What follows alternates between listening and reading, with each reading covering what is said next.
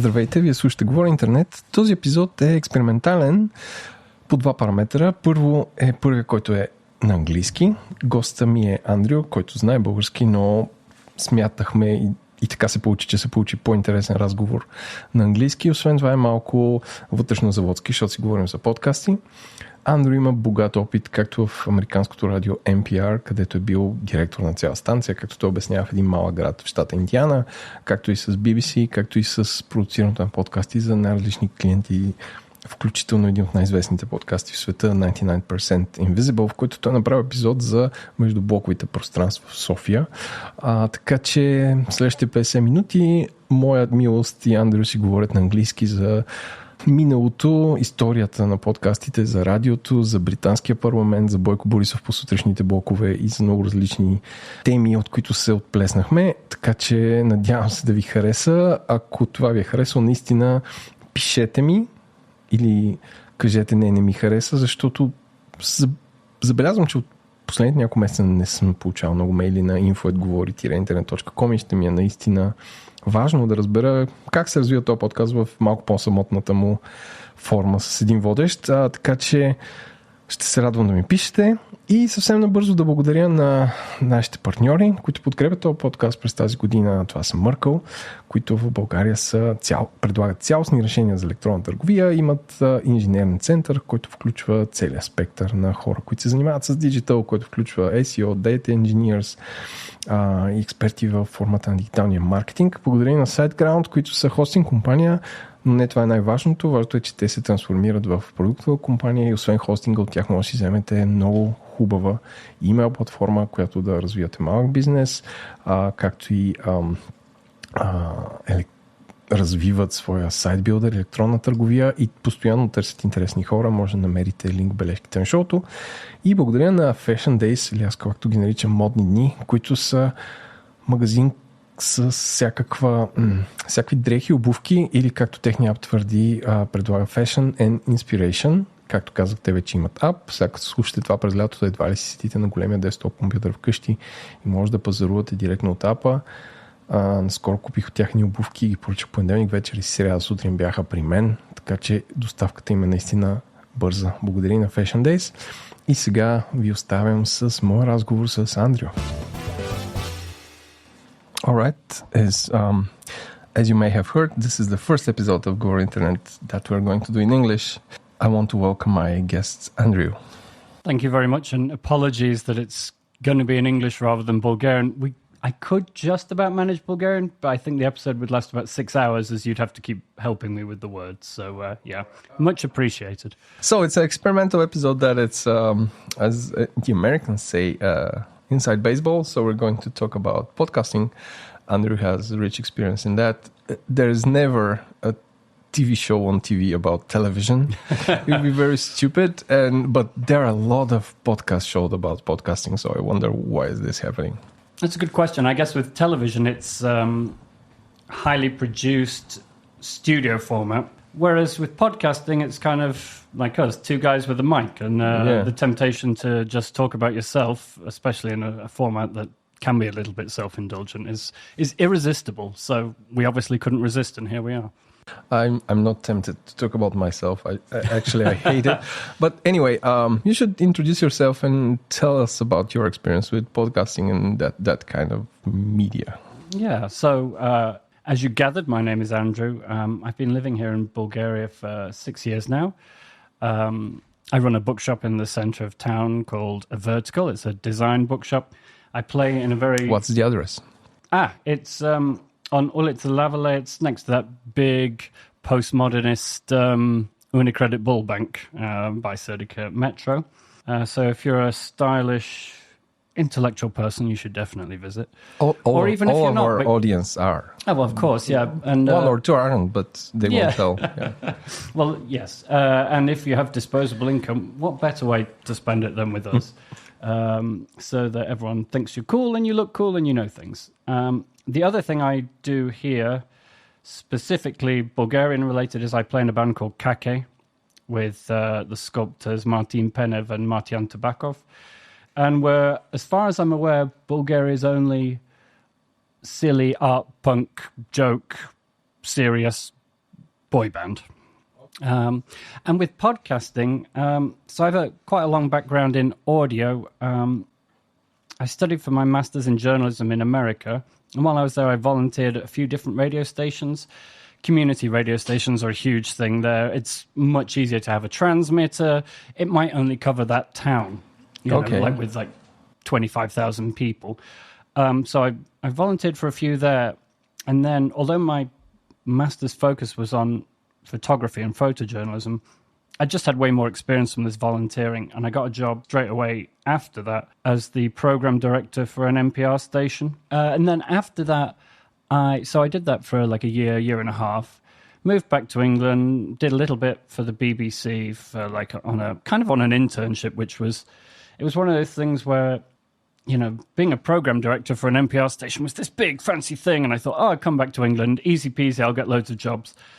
It didn't happen that way. It's just, in America, it's much more kind of like, what can you do? A broad range of skills. Whereas the BBC, because it's such a, old and ossified institution, it tends to be, you do this and you do it very specifically and you're very, very good at it, which is not my skill set. So I did that for a while. I was writing on the side of that for The Independent, which is a UK newspaper.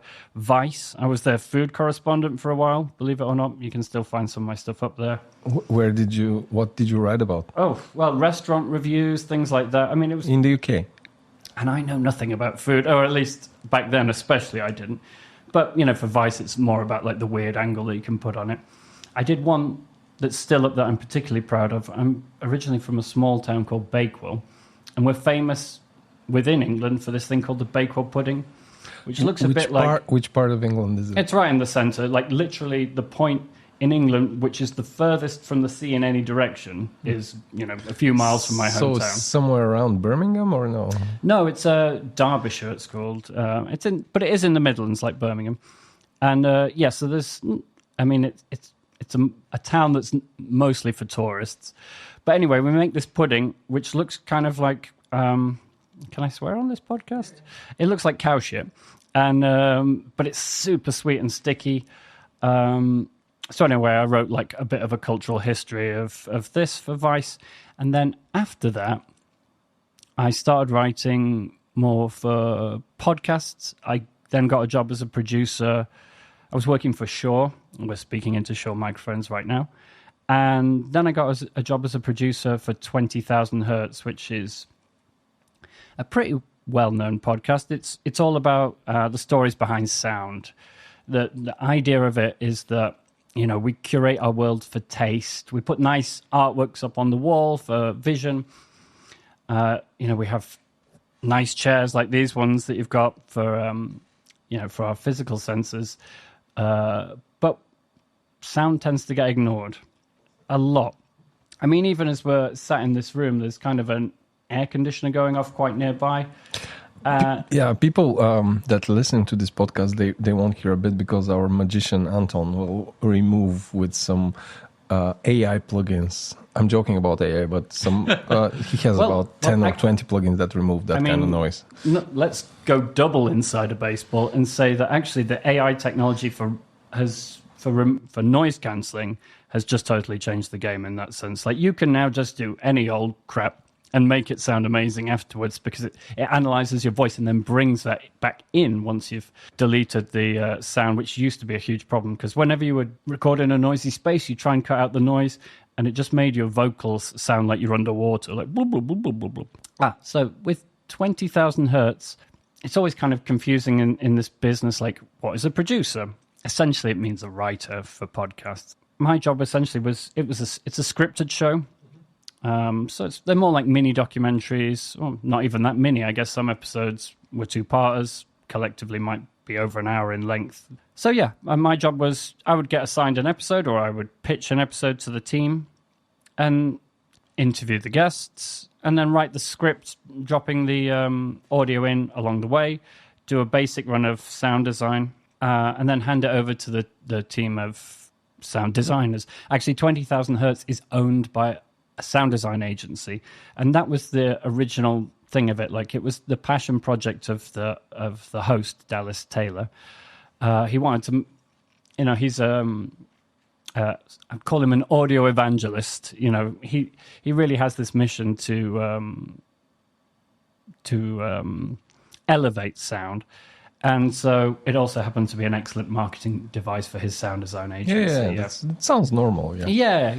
And then along the way, I've done bits and pieces for other podcasts. There's probably the most famous one I've written for is 99% Invisible. I've done 2 episodes for them. And one of them was about Bulgaria. It was about the interblock spaces here.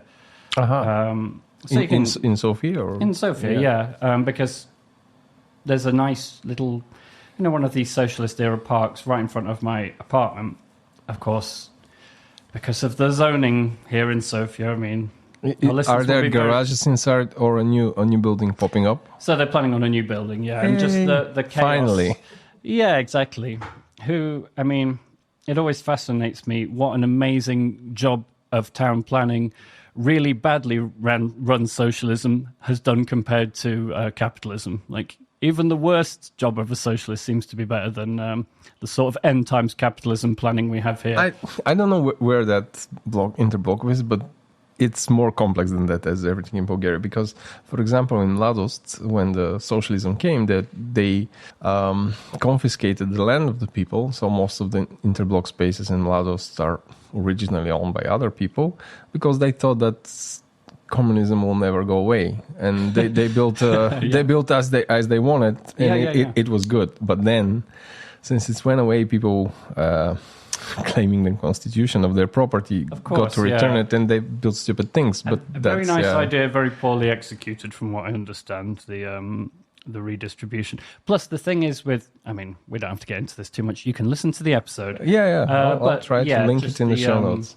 Yeah, just that zoning of, like, those interblock spaces have no particular rights. So anyway, it's kind of writing about that. And I believe that takes us up to the present day. Maybe because people, when we record a podcast, usually we have topics, not a exact script. We should discuss the difference between scripted and unscripted shows. But because unscripted show is this one where two guys sit in a room and talk in the mics, and scripted shows are far more complex, where we have something like really, as you said, a documentary, but in audio, with interviews, sound interchanges, pullouts from historical documents, etc., etc. And it's far more, it's harder to produce. Yes, harder to produce, but I think this format is almost harder to get right in a way. It's about the chemistry between the hosts when you're doing this kind of thing. It's more like close to a traditional radio format, right? Where you're chatting, you have different segments. Like I was telling you the other day that actually I listened to Govori Internet to help me learn Bulgarian. So the fact I couldn't do this in Bulgarian is really your fault for not teaching me well enough. But it's all about the chemistry between the hosts, which is what all of the podcasts you guys do absolutely nails, and that's something you can't really train or learn. So actually for me, that's kind of the harder thing, like getting that feel. And once you've got that, you can kind of go anywhere. So this kind of like chat, more of an informal format. We're all familiar from that with radio, even as ridiculous it is, like the morning television here. The kinds of shows you get between 10 o'clock in the morning and 12, where it's like, hey, let's chat about this. Oh, look, some guy's wearing silly clothing. This person trains dogs. Yeah, that's like Bulgarian morning television is crazy. It's like, I think Bulgaria is the only country in the world where like you have a prime minister on the morning block appearing, because it's like so much politics, and like Boyko Borisov pops up at 8 in Nova Television and speaks stuff. And then the whole media the day after is like Boyko Borisov said on the morning. And I don't think, but there is not a single, I don't think it's like that in Germany or in France, where morning shows are about politics. Not to the same extent, but also it's not necessarily up for me to comment on this, but the politics here is such a silly joke that perhaps that's the reason, like it's more like celebrity culture rather than at least with him. Yeah, with this guy, yeah. honestly, to be the how's it called? Back to you to the UK. Once I watched what's the parliamentary controller on Wednesday in the UK Parliament. Yeah, as the Prime Minister, you mean? Where they speak and they clap. Yeah. And I thought it's a parody, something like a Benny Hill show. Oh my God, yeah, because they all shout at each other. Yeah, shout, and it's, I thought it was like a parody. No, it's ridiculous. And the whole concept of this is essentially, I guess we were getting a bit off topic, but it is ridiculous. Classic podcast. Yeah, you get one day a week where the leader of the opposition, which is a very silly format we have as well, where there's the person in charge, the Prime Minister and their party, but then there's the opposition, and they literally sit opposite each other and essentially just shout at each other. And then there's one man or woman at the end that shouts, "Order! Order!" to try and get them to quiet down. And they get their papers, you know, like with the thing, and they shake them at each other. And there's lots of in-jokes. Because some people have been there so long. I remember there's one guy, Giles Brandwith, politician, and every time he got up to speak, everyone would just shout, "Woolly jumper! Woolly jumper!" because he always wore these woolly jumpers to shout him down. So, it is amazing that anything gets done. And who would have thought we'd have so many bad political decisions over the last 10 years as a result? Yeah.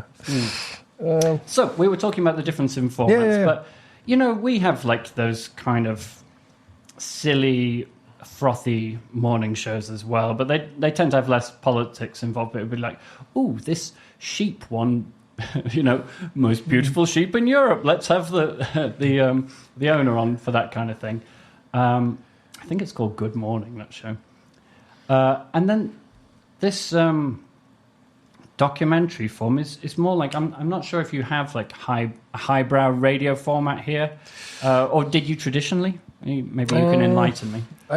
I don't think so. Like national radio, which is probably the oldest radio. Yeah, definitely. Okay. Well, but we have like in communism, they had to inform and do propaganda, so there wasn't a highbrow. Maybe Russian opera might be considered highbrow for strategic more like highbrow purposes. Culture rather than highbrow documentary or investigative reporting. I guess you weren't really supposed to investigate things, right? That's part of the concept. Yeah, especially since all the class services were equal, anything shouldn't be highbrow. Yeah, okay. That makes some sense. So anyway, we had this station in the UK called Radio 4, BBC 1, so there's BBC 1, 2, 3, 4 and 5. And on BBC Radio 4 there's this long history of, as well as very, very bad comedy shows. It's sort of where comedy goes to die.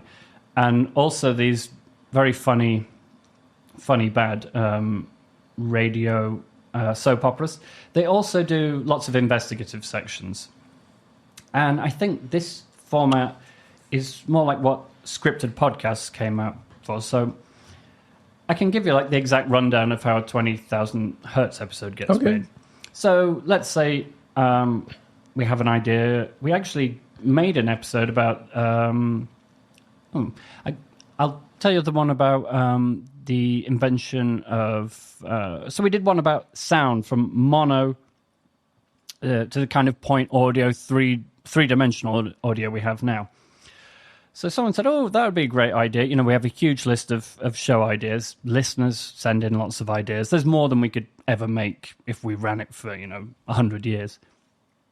And basically we would chat through like, okay, which ones make sense in this season? We kind of plan it across the season, right? We want some that are about, the Netflix ta-dum sound. These ones are the most like classic format for us. But then maybe we want something that has a bit more of a social aspect, or one that's just pure trashy, or weird stories. And we try and balance them out. This week we'll do the voice that you get on TikTok. Next time it's about meditation and silence. Yeah, Then there's one about trailers. There's one about the... exactly this. And so when I get assigned a topic... The first thing, is I speak to the host and, does he have any specific ideas? Because ultimately it's his baby. And this is one of the challenging things sometimes about being a podcast producer, because you're ultimately working to someone else's vision sometimes. And that doesn't always gel. I'm sure anyone that's worked in advertising or any kind of media will be familiar with I've got this great idea, and then you slowly watch it turn into something that someone else thinks is a great idea, but maybe you don't. Although I must say Dallas was actually very, very good at shaping things. And the most frustrating part sometimes of working with him is that his ideas were better than mine. Mm-hmm. And so, but he's not an expert in this stuff in theory. So, as a journalist, I would get secretly angry about it. So anyway, I get assigned the topic idea, and then we choose guests. Normally we have 2 to 3. So for this one on mono to, 3D point audio, I interviewed a man he was the son of the guy that invented stereo. Okay. And it's a really interesting story because he did the first stereo broadcasts like in the 20s or 30s while he was working at the BBC, and you can still hear the original audio of him like walking across the stage to demonstrate it. Alan Blumthal, I think his name is, now that I try and remember it. And anyway, he invented stereo, and he was also on the first ever BBC television broadcast. They had 2 rival systems they were trying for the broadcasting, and he was the expert behind one of them. And then he actually invented a bunch of World War II like secret stuff. And very sadly for him, he was in a plane crash over the UK. They were testing the system. It exploded. And because they didn't want the Axis powers to know that he died, it was all covered up. And this included his invention of stereo. And so it was only really decades and decades later that it came out about his role in it. And we talked about, there was all kinds of crazy systems. I think Apocalypse Now was filmed with this like strange 5-speaker system that didn't really work. There was only 2 theatres in the country that could show Apocalypse Now as it was meant to be seen.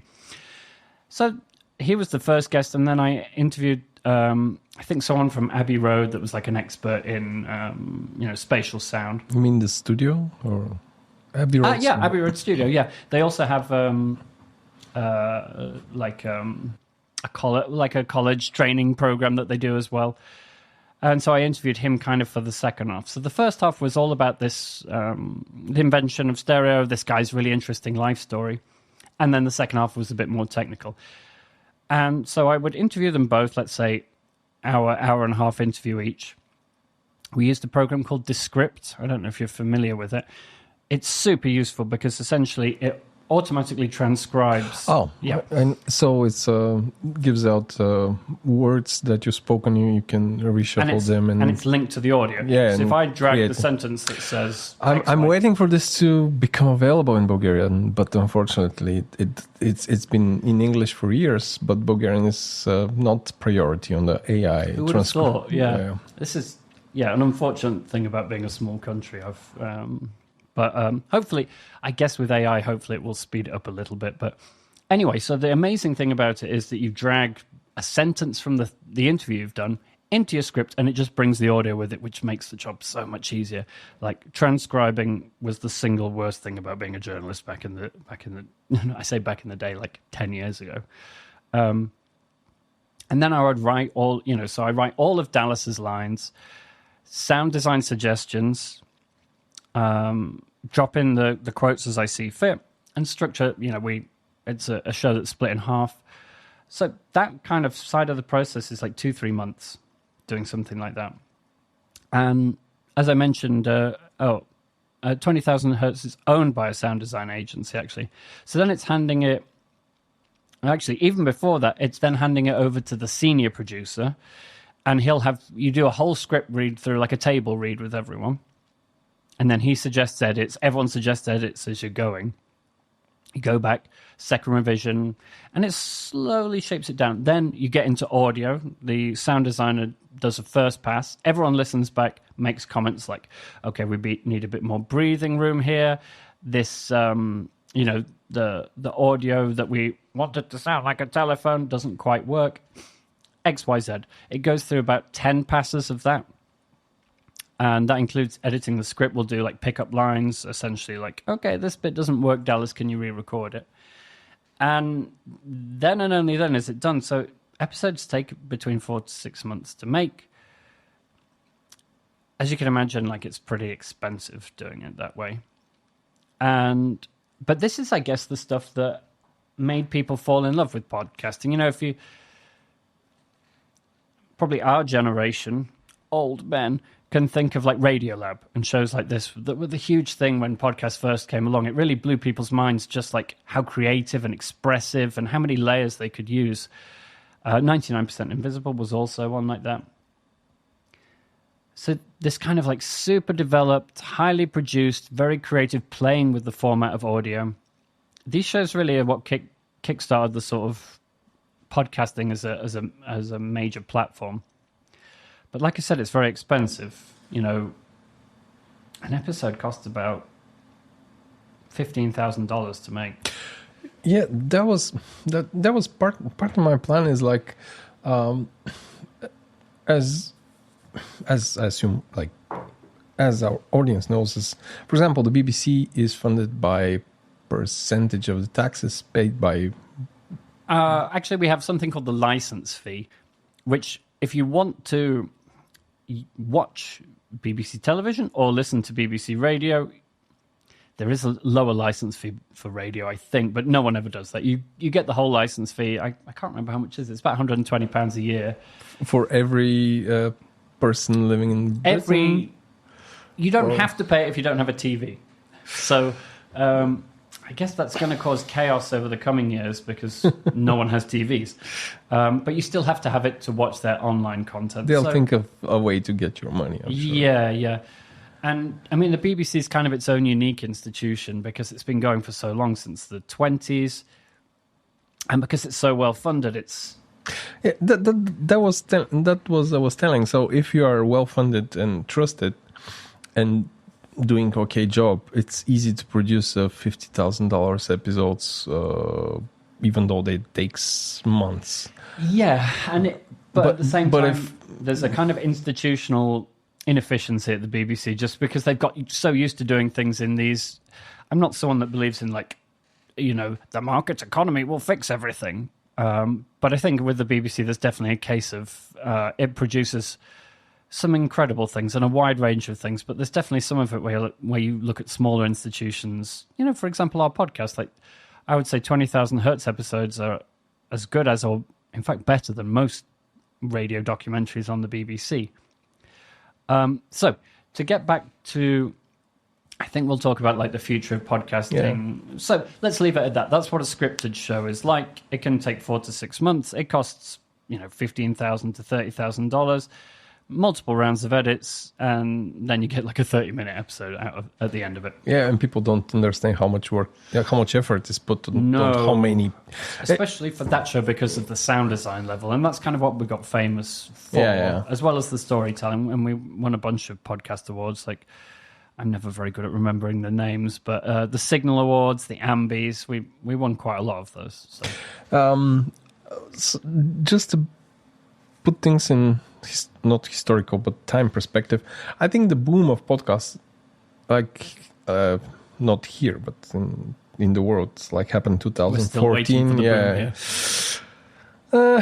Probably it will be like the checkbooks. We'll skip it and go to TikTok and YouTube directly. But the boom in worldwide in 2014, 2015, I think it's due to an effort for people to be involved in deeper conversations as opposed to a post or story or a comment on Facebook, because people get tired, and this really adds to stress, to depression is far much of a word, but it's like people just want to listen a connected conversation for a longer time instead of getting angry at the headlines and a photo. Well, you can still get angry within the podcast, but I agree that that's what's so special about the format. What I love about it, maybe not so much the scripted ones like that I've worked on, but shows like yours, and like It's Death for an Intellect and so on. It's like you've got your friends in your ears.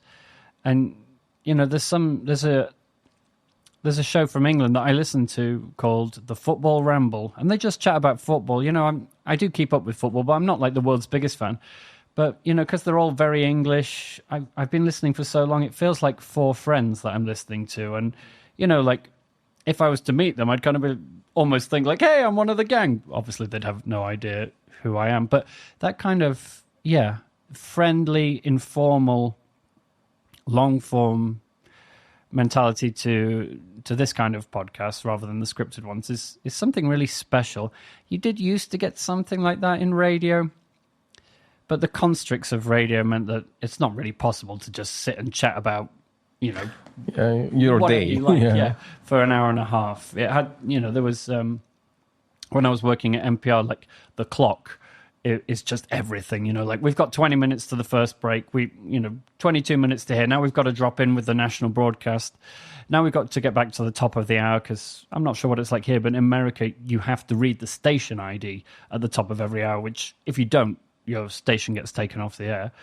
You're listening to WBI Fort Wayne Radio. I remember saying that a million times. Broadcasting from the Madge Rothschild studio. The time is now blah, blah, blah, blah. But yeah, you get, that informal, long form.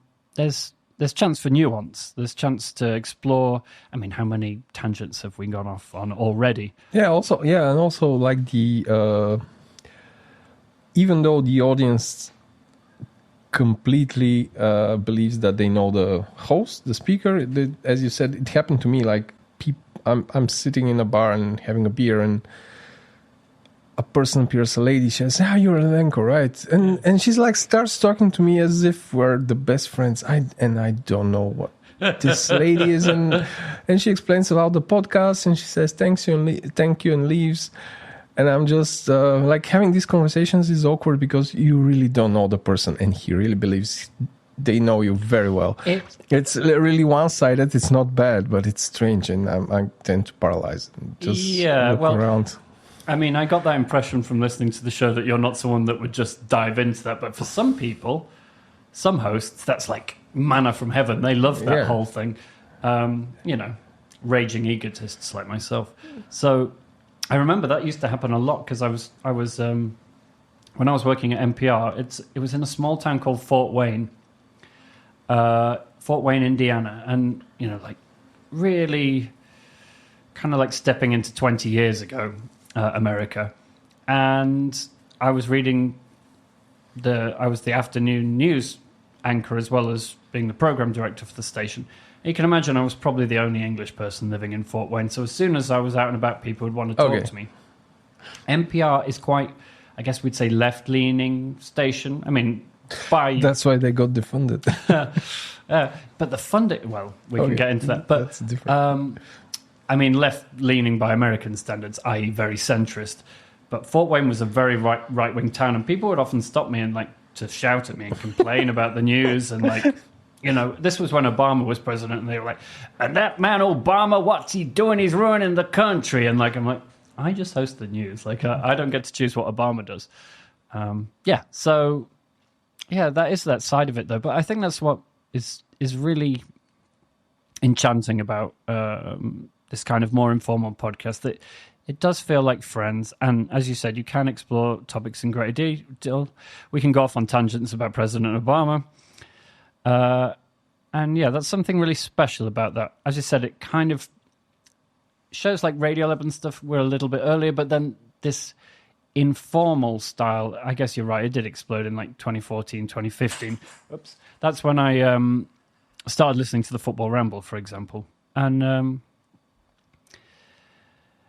we can talk about where that format's going, if you like. Yeah, that's the next point, because when we started this podcast in 2017-18, there was one other podcast audio in Bulgarian, besides one Bulgarian history podcast that's done by a guy in the AUBG who's like recording Bulgarian history in English, which is...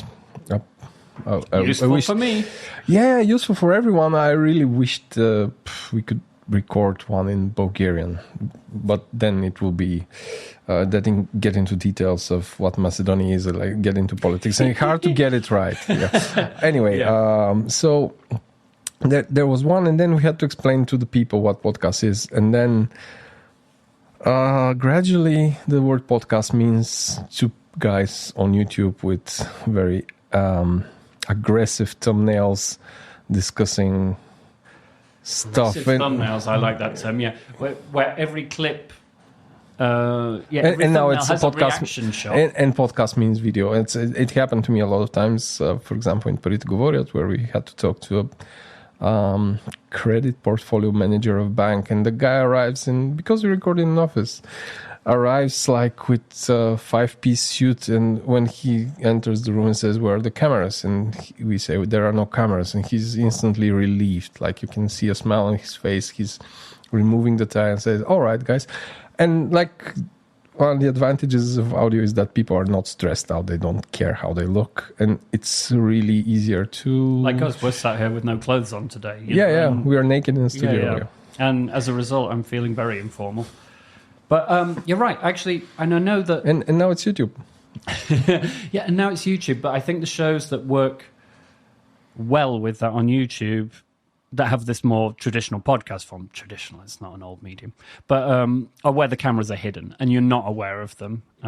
But yeah, when they're in your face, it does change, how people present themselves. I think in this chat format, it's much easier to be informal when you're just chatting, but yeah, video. So with podcasting, I can use the example of 20,000 hertz. So although we think of it as a big phenomenon, actually the number of podcast listeners isn't that great globally. We're talking like in the tens of millions worldwide even, rather than... Now, compare that to YouTube, we're talking hundreds and hundreds of millions. So there's a limited audience. And then once people kind of got on the craze, there was these early shows that tended to be, things like Govori Internet. Like, you weren't well-known... you're not a media icon before, but over time, the format became saturated with more and more shows, but a lot of shows that were with celebrities. I mean, like, there's almost as many podcasts as there are total listeners. And this kind of led to a drive to the bottom financially. How cheap can we make the show? How can we undercut each other with advertising? So the way it works in podcast advertising is that the advertiser pays per 1,000 listeners. A show like ours had about 150,000 listeners per episode, which is kind of a medium level show in the grand scheme of things, maybe upper medium. A show like Radiolab or 99% Invisible is more like 1 million listeners for context. And, smaller shows, it's anything from like 2 to 15,000, that kind of range. So when we started... we could get $45 per 1,000 listeners that heard from an advertiser. When the last time I did any advertising sales there, it was between $15 and $20 per 1,000 listeners, and it's only going to keep going down. But the cost of making the show has actually increased over time. We've wanted to improve the quality of it, and there's also just inflation. So you can see it's not a sustainable model. And it's really only possible to make any money out of it if the show becomes a hit or you're just producing it as cheaply as possible. So this is kind of what's happened with podcasting. It's a limited audience market in the first place, and it's become saturated. Now, YouTube, on the other hand, like I said, it's a much bigger audience. I mean, people will watch a podcast that's just the exact same thing. It's just two guys, like, let's say, or two girls. They've just got one webcam on them. They've got a split screen. Somehow there's something in, I'm sure someone with more kind of psychological awareness than I could explain it, but it's just something more appealing about even just watching them do the exact same thing that you would just listen to seems to draw people in. 20,000 hertz, for example, we tried so hard to get more than 150,000 listeners. There's a churn in your listenership, but we tried everything, and we won these awards, and we were like Apple podcast of the month for a month, and even things like that. It was just such a struggle to get to the next level. Then we dropped the first few things on YouTube. Suddenly, you've got like hundreds and hundreds of thousands with listeners. Less engagement, I guess. Well, yeah, without having to really do too much to do it. Like, I think this is something you know more about than me because you were kind of giving me some information on it, but it's a very algorithm-driven model, of course. Podcasting, I think, a bit like classical music, had an issue. It's quite hard to search for stuff. There's no centralized authority for podcasting. And I guess YouTube, because it's pretty much got a monopoly on the video format, on the online streaming video format, it's kind of, where everything is, whereas with podcasting, it's a little bit tricky. Some things are on some place, some things are on the other. You have to get recommended by a friend, so it's really not... The charts don't work. Exactly. We would, when I was doing some of the sales side of it, it's really just finger in the wind stuff for some show. You could just essentially make up the number. There's no real way of knowing how many listeners any show has unless you work for that show, and people just make up the figures, frankly. There's this thing called Rephonic which tries to do it using algorithms, but we would look at our show and it would say a figure that was totally inaccurate for us. So anyway, what has happening and has already happened is 20,000 Hertz is now on YouTube. It's become more of a video format. I actually don't work for them at the moment because the way they're doing it now is Dallas, just our host, because he is very well known in the audiosphere, he can just show up at, a famous TV show or a concert and he'll just get access. He's got his camera on a stick. He just walks around with it and he interviews people. That really only requires a video editor. It doesn't require any scripting, thus making me redundant. So if anyone out there has got any podcasting or audio work here in Bulgaria, please let me know. Time for advertising. Ding, ding, ding.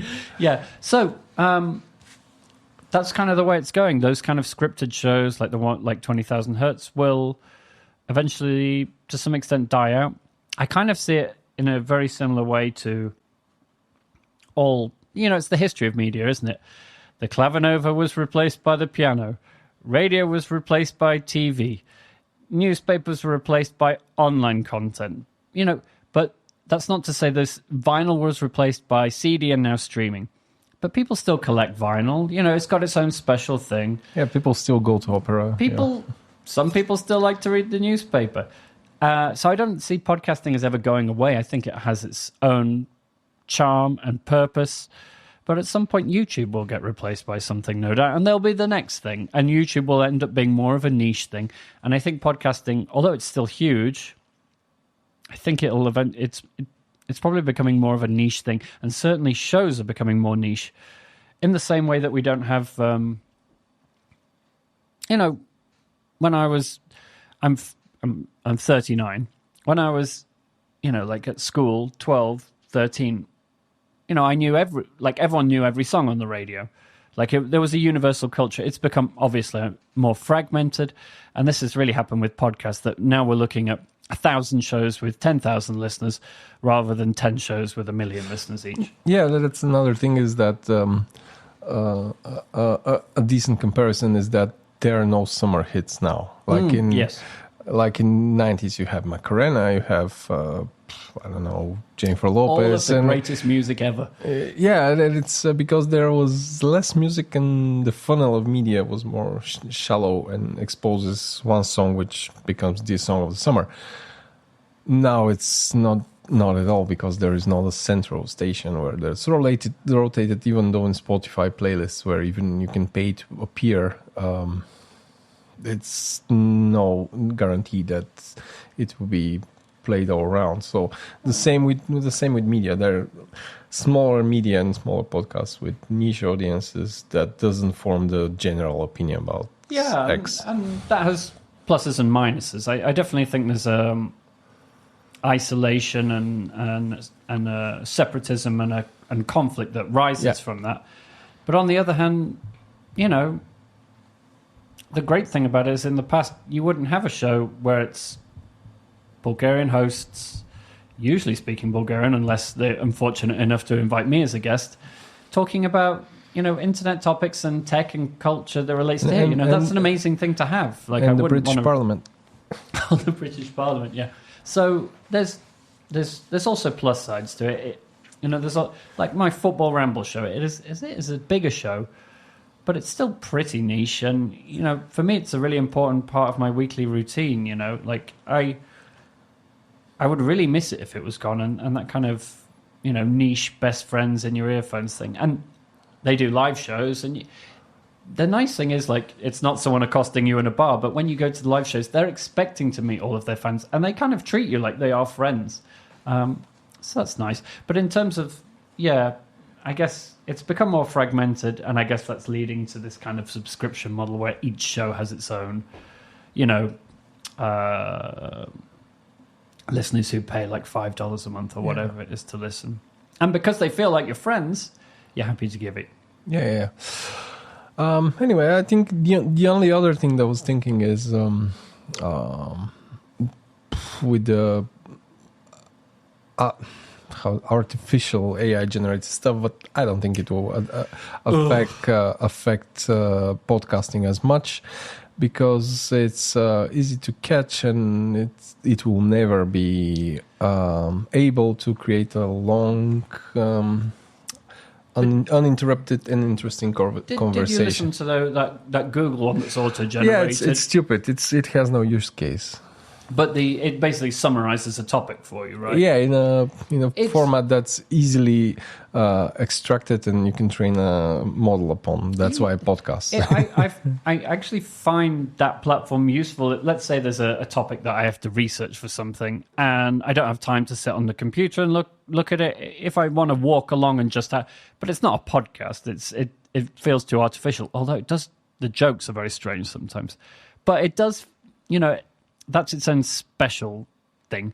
But yeah, so Dallas, the host I mentioned of 20,000 Hertz, he's one of those first adopter kind of people. I'm guessing that's you as well, like with tech. Well, I'll assume it is. So when AI came along, he was like, "We're doing everything AI. We're going to use it to write the episode titles." No. I'm very skeptical. Yeah, and we did everything with it, and it was just shit. It didn't work. Like, the titles weren't as good, and we just basically realized very quickly that it, in a format that's all about person to person friendships, human communication, it just didn't work. So I think there is a case, a use case for for this kind of AI generated stuff, in the same way that ChatGPT or something. It's good at summarizing content for you quickly if you need that, but like I said, if especially these types of podcasts, it's about the relationship, and, you know, unless you want to go into artificial boyfriend or girlfriend status, it's probably not going to work. No, that's a personal issue, not this widely discussed media topic. But yeah, I don't really see. Well, like I said, Dallas was so keen on it, and we did so much with it, and then we were just like, it's not as good as when we just did it ourselves. It's how is it called? Something between my buzzword is something between like fancy autocomplete and in Bulgarian it's най-малко общо кратно. So the number which can divide all the numbers. So it's something like an average. Yeah. Average between text. I mean, it averages everything. You know what it was super useful for when I was working at the show is, you know, like, is digesting lots of information for the script, because really you want to spend as much time, you want to reduce your research time. Yeah.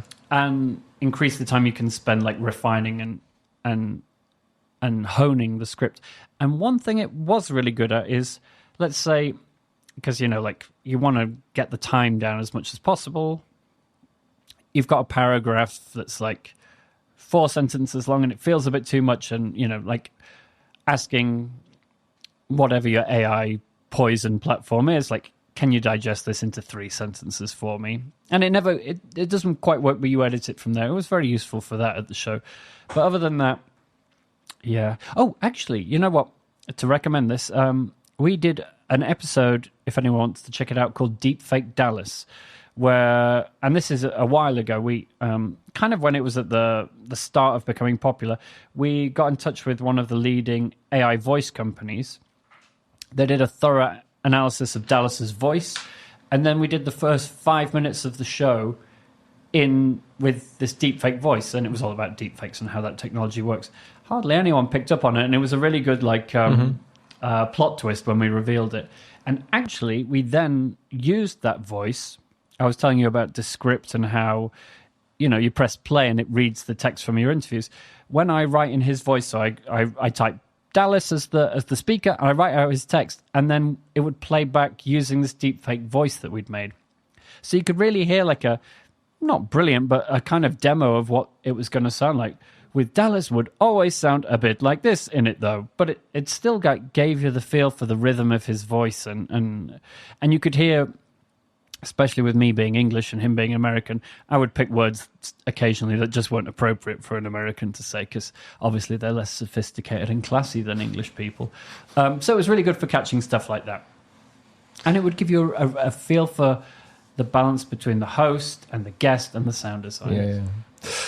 All right, my short list of topics is over. So unless we miss to discuss something other than the British Parliament, feel free. I think that was fairly exhaustive and probably the best insider baseball podcast episode ever made. Yeah, so I think we should be proud of what we did here today. Not only in English, but in English recorded live in Sofia. And I just wanted to say thanks so much for having me on. It was genuinely really helpful for me with learning Bulgarian, listening to the show, especially because it had so many tech points and references that I could get. Mm-hmm. And also, I think, because I'm in the world of arts and tech and music and stuff here, loads of my friends listen to it, so it'll be a nice boasting point to have been on the show. And in fact, it was a friend of mine, Rosson, that introduced us. Yeah, so another techie, nerdy guy like us. So thanks so much. Thank you very much, Andrew. Вие слушахте Говори Интернет, едноименния подкаст на мрежата от подкасти Говори Интернет. Редактор на подкаста е Димитър Панайотов, саунд инженер е Антон Велев. Красивите илюстрации са от Унко. Аз съм водещия Еленко. Този подкаст достигна до вас благодаря на SiteGround, хостинг компания, която подкрепя това предаване от самото му начало. SiteGround са страхотно място за работа и отворените позиции може да видите в бележките на шоуто. Благодарим и на нашите партньори от Fashion Days, които са онлайн магазин за дрехи и разбира се мода. Те винаги имат интересни изгодни кампании, супер бърза доставка и богат избор на каквото се сетите. Имат и ап, който линкваме.